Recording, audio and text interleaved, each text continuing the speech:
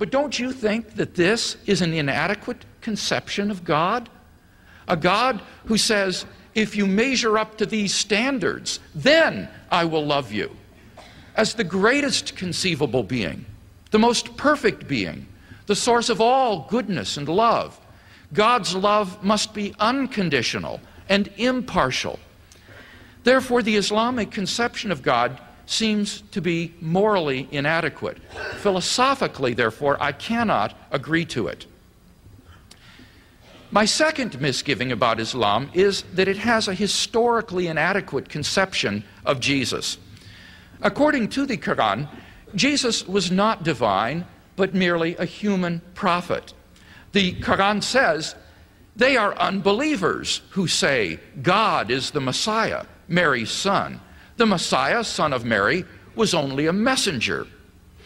The Quran goes on to imagine the following dialogue between God and Jesus.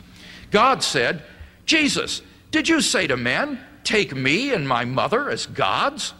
Jesus answers, no, I only said serve God, my Lord and your Lord.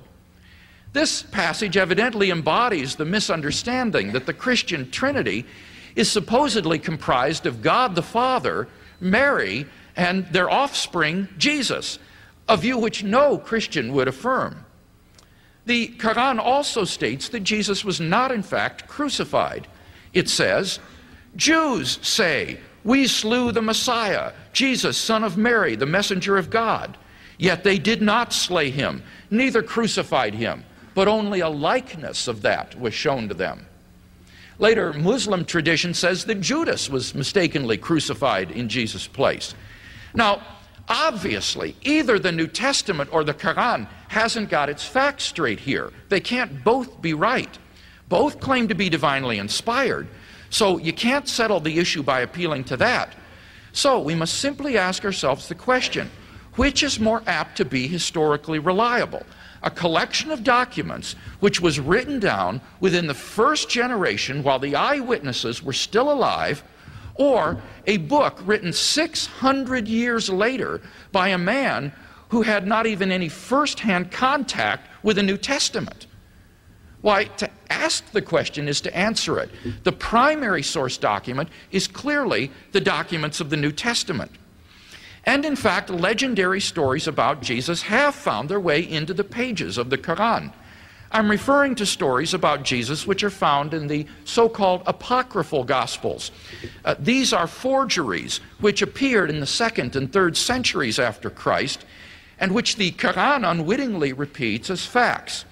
For example, the Quran mentions the story, borrowed from the apocryphal infancy Gospel of Thomas, of how the boy, Jesus, made a bird out of clay and then made it come to life.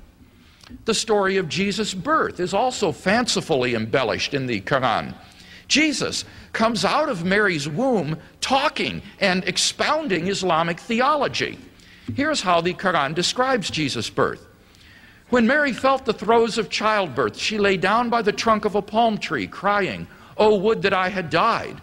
But a voice from below cried out to her, "Do not despair. Your Lord has provided a brook that runs at your feet.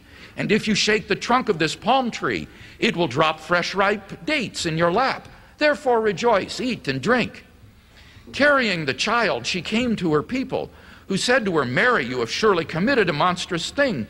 Your father was not a wicked man, nor was your mother unchaste." She made a sign to them, pointing to the child. But they replied, "How can we speak to a babe in the cradle?" Whereupon he spoke and said, "I am the servant of Allah. He has given me the gospel and ordained me a prophet. His blessing is upon me wherever I go, and he has commanded me to be steadfast in prayer and to give alms to the poor as long as I live. He has exhorted me to honor my mother and has purged me of vanity and wickedness. I was blessed on the day I was born. Blessed shall I be on the day of my death, and may peace be upon me on the day when I shall be raised to life."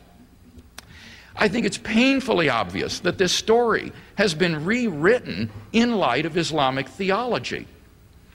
Equally unreliable from a historical point of view is the Quran's allegation that Jesus was not in fact crucified, a fact which even Robert Funk, the chairman of the Radical Jesus Seminar, recognizes as, and I quote, one indisputable fact about Jesus. It seems very clear then that the Quran presents us with a historically inadequate and therefore inaccurate picture of Jesus. For these and other reasons, even if I were not a Christian, I still could not become a Muslim. There's just no good reason to think that the Islamic conception of God is true. So in summary, we've seen two good reasons to think that the Christian conception of God is true. First, Jesus of Nazareth regarded himself as God's unique divine Son. And second, his divine self-understanding was vindicated by his resurrection from the dead. Moreover, we've seen two good reasons to think that the Islamic conception of God is not wholly true. First, Islam seems to have a morally inadequate conception of God. And secondly, Islam has a historically inadequate conception of Jesus. It seems to me, therefore, that when we weigh the evidence as dispassionately and objectively as we can, the evidence suggests that God has revealed himself decisively to mankind in the person of Jesus of Nazareth. Through him, we can come to know God's wonderful love and forgiveness.